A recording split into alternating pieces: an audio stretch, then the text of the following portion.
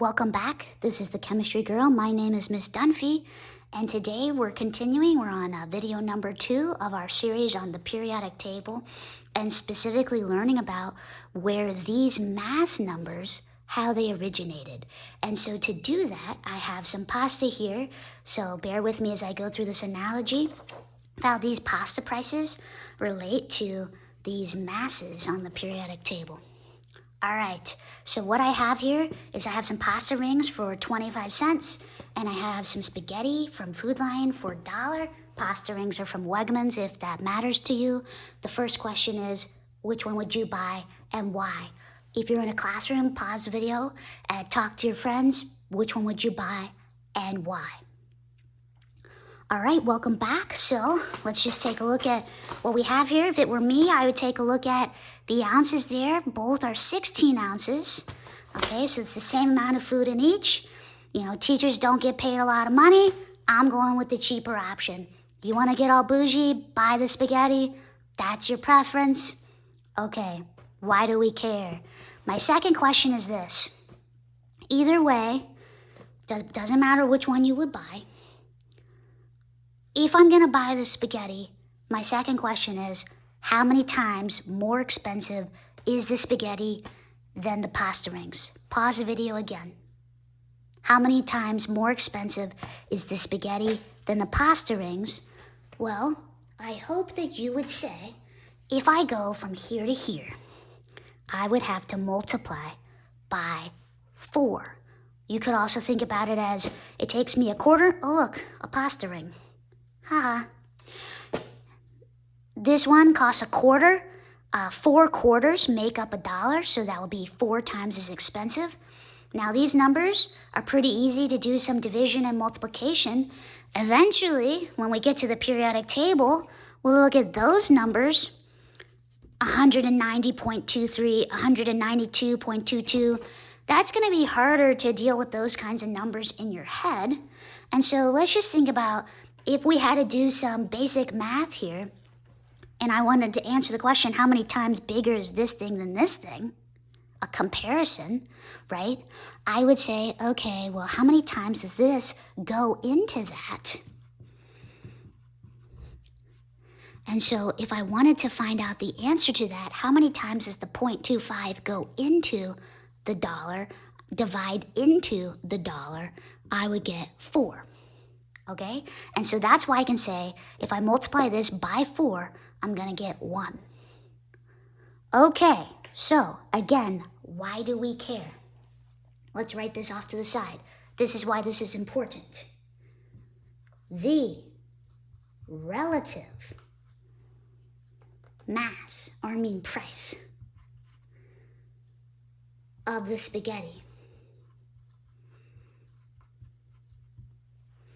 is 4. Now, here are the key words in red. When compared to pasta rings.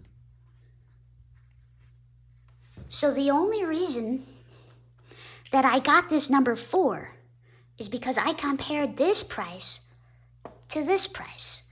So it's very important that we say when it's compared to pasta rings, a comparison indicates that there's some kind of relationship. There's a relationship here. That's where the word relative actually comes from. It comes from the word relationship. We're comparing one thing to another thing. In this case, the reason I got 4 is because I compared this thing to this thing. And so, the definition, you noticed I used the word relative price. The definition of relative price is the price of one thing compared to another object or thing, okay?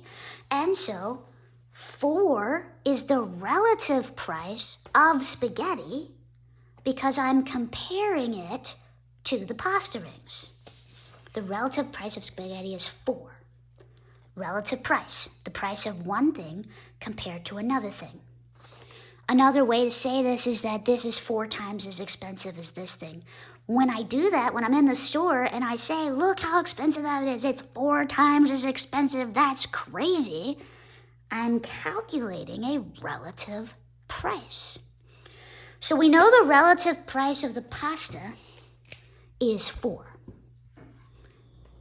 That's its relative price, okay? It doesn't have any units because I did this number divided by this number. They both had units of dollars and those units canceled out. So its relative price is just a number without units. What if I wanted to find the relative price of the pasta rings? Well, I have to go back to what I did over here. The relative price of spaghetti is 4 in red when compared to pasta rings. Scoot this over a little bit. Okay. The relative price of pasta rings is blank. Now I'm going to put my little phrase in red. When compared to pasta rings. So what I'm doing is I'm keeping my phrase in red the same when compared to pasta rings.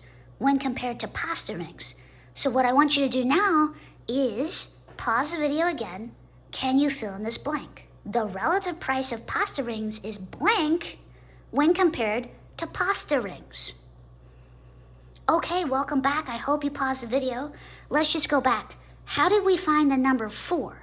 Well, what we did is we did the price of the spaghetti divided by the price of the pasta rings, and we got 4. To fill out this here, the relative price of the pasta rings is blank when compared to the pasta rings. Well, what we have to do in this scenario is the price of the pasta rings divided by the price of the pasta rings, because we have to be consistent. If we're determining that this relative price is 4 because we're comparing it to pasta rings, well, we want to find the relative price of the pasta rings, we have to be consistent and compare it to itself, because these have to be compared to the same thing. Well, 0.25 divided by 0.25 is 1, and so this would be 1. The relative price of the pasta rings is 1 when compared to the pasta rings, and so if I were to rewrite this, I would say the relative price of the spaghetti is 4, the relative price of the pasta rings is 1. And I've defined this relative price by comparing both objects to the same thing. In this case, we're comparing both objects to pasta rings. So if you remember one thing, remember that the relative price is the price of one object compared to another object. In this scenario, we're comparing all objects to the pasta rings. Thanks for watching. Hi, this YouTube channel is called The Chemistry Girl, and my name is Ms. Dunphy. I used to be a chemistry teacher for the past 9 years at a local high school. I recently changed careers, and now I work at a nuclear power plant as a nuclear chemist technician. However, I still love teaching and learning, and I'm creating my own tutoring business called The Chemistry Girl. And so if these videos have helped you and you're looking for a physics or chemistry tutor at the either high school or at the college level, please get in contact with me. There's 2 different ways you could do that. Number 1, you could either click on my YouTube profile link, and that brings you to my website where you can get in contact with me that way. Or you could email me at thechemistrygirl1@gmail.com. I really hope these videos have helped you. Please like and subscribe. Have a great day.